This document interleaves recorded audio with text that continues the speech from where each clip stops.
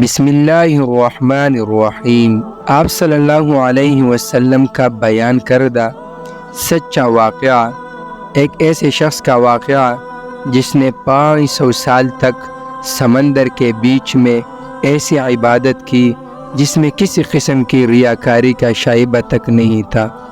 حضرت جابر رضی اللہ تعالیٰ عنہ فرماتے ہیں کہ آپ صلی اللہ علیہ وسلم نے ایک دفعہ گھر سے باہر تشریف لا کر فرمایا کہ ابھی میرے دوست حضرت جبرائیل علیہ السلام تشریف لائے تھے اور یہ فرمایا کہ پچھلی امتوں میں سے اللہ کا ایک بندہ اپنے گھر بار عزیز اور اقارب مال اور دولت سب کچھ چھوڑ کر سمندر کے بیچ میں پہاڑ نما ایک ٹیلا تھا، اس میں جا کر عبادت کرنا شروع کر دی۔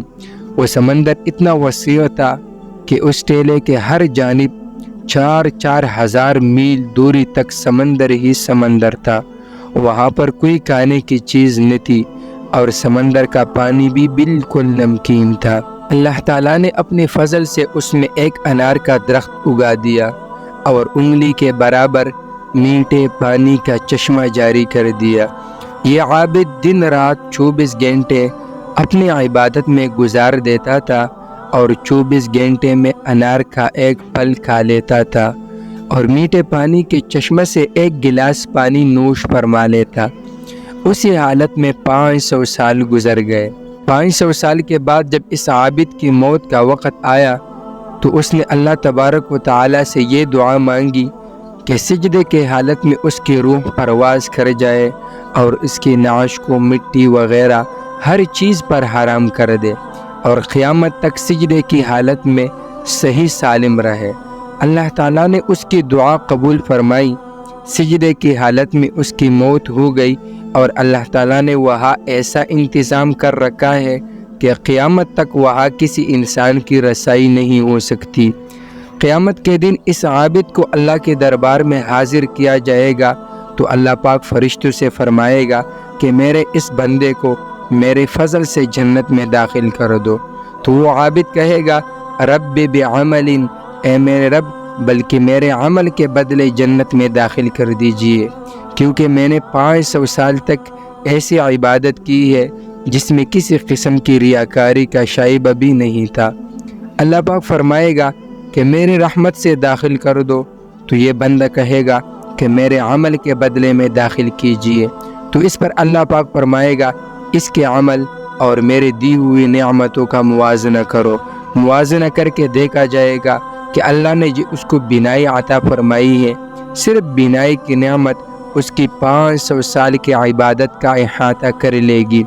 اس کے بعد پورے جسم میں کان کی نعمت، زبان کی نعمت، ہاتھ کی نعمت، ناک کی نعمت، پیر کی نعمت، دل و دماغ کی نعمت، ان سب کا بدل باقی رہ جائے گا۔ پھر ان کے علاوہ جو 500 سال تک اللہ نے میٹھا پانی پلایا ہے اور انار کا پھل کھلایا ہے، ان تمام کا بدل باقی رہ جائے گا، تو اللہ پاک فرمائے گا اس کی 500 سال کی عبادت تو صرف ایک نعمت کے بدلے میں ختم ہو گئی، ہماری باقی نعمتوں کا بدل کہاں ہے، لہٰذا اس کو جہنم میں داخل کر دو۔ تو فرشتے اسے گھسیٹ کر جہنم کی طرف لے جانے لگے گی، تو وہ چلانے لگے گا رب برحمتک ادخلنی الجنت، اے میرے رب محض اپنی رحمت سے مجھے جنت میں داخل فرما دیجئے۔ اللہ کی طرف سے کہا جائے گا کہ تجھے تو اپنی 500 سال کی عبادت پر بڑا ناز تھا، اب تیری عبادت کہاں چلی گئی؟ اور خطرناک سمندر کے بیچ میں نے تجھے انار کے پھل کھلائے اور 500 سال تک مسلسل میٹھا پانی پلایا، میری ان نعمتوں کے بدلے میں تم کیا لائے ہو؟ تو وہ بندہ کہے گا اے اللہ اپنی رحمت سے مجھے جنت میں داخل فرمائیے، آپ کی رحمت کے بغیر کچھ بھی نہیں ہو سکتا۔ پھر آخر میں جب حجت تمام ہو جائے گی تو اللہ تعالیٰ فرمائے گا میری رحمت اور میرے فضل کے ذریعے اس بندے کو جنت میں داخل کر دو، پھر اللہ کی رحمت ہی کے ذریعے جنت میں داخل ہو سکے گا۔ بعض کتب میں اس واقعے کے ساتھ کچھ اضافہ ہے، جب اس عابد کو اللہ تعالیٰ اپنے فضل و رحمت سے جنت میں داخل کرنے کا حکم فرمائے گا تو وہ عابد اپنے دل میں کہے گا کہ میں نے 500 سال تک ایک ایسی عبادت کی ہے جس میں ریاکاری کا شائبہ تک نہیں ہے، اور اب اللہ تعالیٰ محض اپنے فضل سے جنت میں داخل کر رہا ہے، اور میری 500 سال کی عبادت کا ذکر تک نہیں کیا۔ اللہ تعالیٰ دلوں کی باتوں کو جاننے والا ہے، اس لیے اللہ تعالیٰ فرشتوں سے کہے گا کہ اس کو جنت کے بجائے جہنم میں لے جاؤ، اور جہنم سے اتنی دوری پر کھڑا کرو کہ اس کے اور جہنم کے درمیان 500 سال کی مسافت ہو۔ جب اتنی دوری پر کھڑا کر دیا جائے گا تو جہنم کی طرف سے گرم لو چلے گی، جس سے اس عابد کا حلق خشک ہو جائے گا اور پیاس کے عالم میں سخت پریشانی میں مبتلا ہو جائے گا۔ اسی اثناء میں ایک دست غیب نمودار ہوگا جس میں ایک گلاس پانی ہوگا۔ یہ عابد اس کو دے کر چلا چلا کر کہے گا، یہ پانی مجھے دے دیا جائے۔ ایک آواز آئے گی، پانی مل سکتا ہے مگر اس کی قیمت ہے، مفت میں نہیں ملے گا۔ یہ عابد کہے گا، اس کی قیمت کیا ہے؟ تو آواز آئے گی، اس کی قیمت 500 سال کی ایک ایسی عبادت ہے جس میں کسی قسم کی ریاکاری کا شائبہ تک نہ ہو۔ یہ عابد کہے گا، میرے پاس ایسی عبادت موجود ہے، لہٰذا میں 500 سال کی عبادت دے دیتا ہوں، مجھے یہ پانی پلا دیا جائے۔ چنانچہ 500 سال کی عبادت کے بدلے میں یہ پانی خرید کر پی جائے گا۔ اس کے بعد اللہ کہے گا، اس کو پھر اب میرے پاس لاؤ۔ چنانچہ اللہ کے دربار میں حاضر کیا جائے گا۔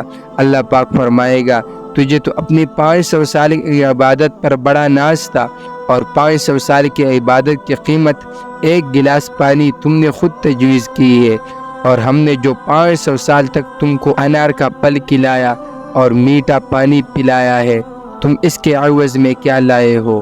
تو وہ عابد اللہ کی دربار میں سر بسجود ہو کر فریاد کرے گا کہ اے اللہ، اب بات سمجھ میں آ گئی کہ تیرے رحمت اور فضل کے بغیر کچھ نہیں ہو سکتا۔